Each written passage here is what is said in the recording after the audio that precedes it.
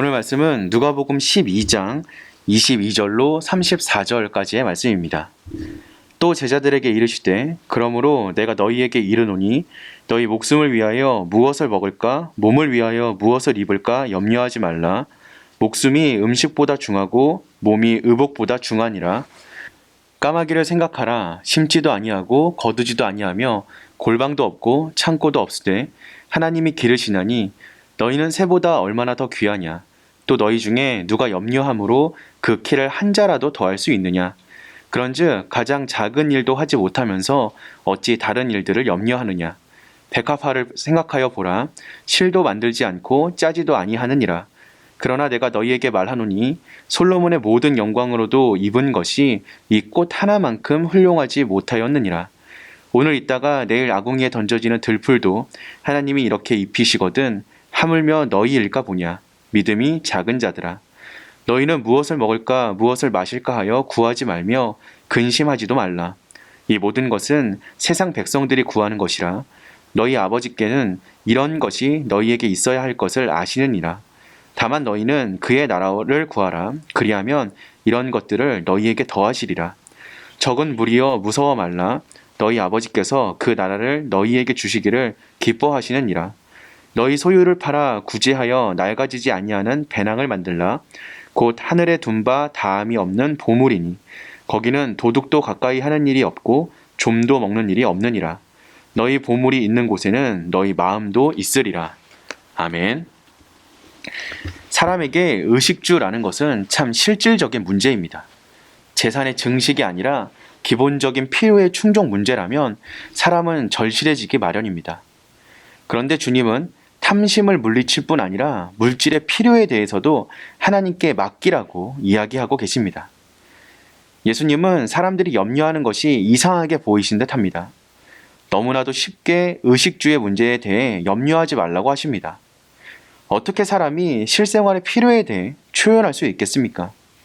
생에 대한 의지를 내려놓지 않는 한 먹고 자고 입는 문제는 인생이 수시로 당면하는 과제일 수밖에 없습니다. 게다가 당신은 오늘날처럼 부유한 시대도 아니고 로마 제국의 지배하에 일반 백성이 가난에 허덕이던 때였습니다. 이런 때에 주님이 염려하지 말라고 하신 이유는 인생의 지향점 때문입니다. 우리는 목숨을 위하여, 몸을 위하여 염려합니다. 그러나 우리의 목숨과 일신을 위해 존재하는 것이 아니라 우리는 하나님을 위해 존재합니다. 그리고 더 큰 문제는 염려에 빠지다 보면 주객이 전도된다는 데 있습니다. 오늘날 무얼 먹을까, 무얼 입을까, 어디 살까 하는 고민이 인생의 주제가 되어버린 사람이 얼마나 많이 있습니까? 이는 인간을 물질적인 존재로 전락시키는 염려입니다. 예수님은 염려하지 말아야 할 근거를 자연에서 예증하십니다. 첫 번째는 까마귀의 경우입니다. 새는 농사도 짓지 않고 저장도 하지 않지만 하나님이 친히 길러주십니다. 우리가 염려한다고 해서 달라지는 것은 아무것도 없습니다. 우리는 할 수 없는 일에 대해서까지 불필요한 걱정을 달고 삽니다. 우리의 통제권 밖의 일은 걱정할 일이 아니라 맡길 일입니다. 인생과 세상을 경영하시는 하나님께 온전히 맡기는 우리가 되어야 합니다. 두 번째는 백합화의 경우입니다. 스스로 옷감을 짜는 것도 아닌데 누가 솔로몬의 영광보다 아름다운 옷을 입혔습니까? 바로 하나님이십니다. 예수님은 여기서 충격요법을 쓰고 계십니다. 믿음이 작은 자들아. 예수님께서는 세상 염려에 빠진 우리를 부드럽게 위로하지 않으시고 강하게 꾸짖고 계십니다. 하나님이 돌보시는 우리는 자연 미물과 비교할 수 없이 존귀한 존재이므로 하나님의 소중한 자녀들에게 염려는 가당치 않다는 말씀입니다. 주님께서는 나아가 조금 더 극단적으로 말씀하십니다. 의식주에 관해서는 구하지도 근심하지도 말라고 하십니다. 그것을 추구하지 말라는 뜻입니다. 그것은 세상 사람들이나 구하는 것입니다. 그렇다면 하나님 백성은 무엇을 구해야 하겠습니까? 오직 하나님 나라를 구해야 합니다. 그러면 물질적인 필요를 하나님이 채워주실 것입니다. 그리고 그 물질을 주님의 나라를 위해 쓰는 우리가 되어야 합니다. 그렇게 한다면 주님이 더 채워주실 것이기 때문입니다. 예수님은 미시적인 세상 염려에 매이지 말고 거시적인 하나님 나라를 구하라고 명하십니다. 우리가 그 나라를 구하면 하나님도 기쁘게 주실 것입니다. 이에 더해 예수님은 강력한 도전을 주고 계십니다.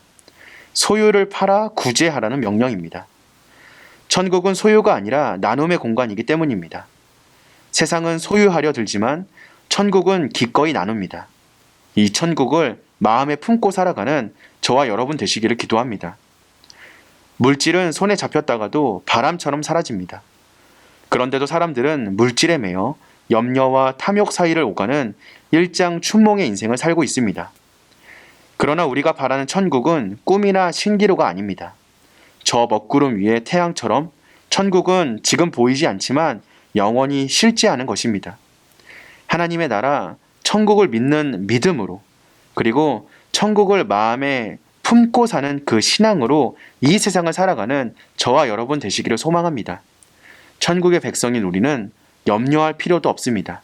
하나님이 우리의 인생을 온전히 돌보아 주실 것이라는 믿음으로 기쁘고 힘있게 이 세상을 살아가는 저와 여러분 되시기를 주님의 이름으로 기도하겠습니다.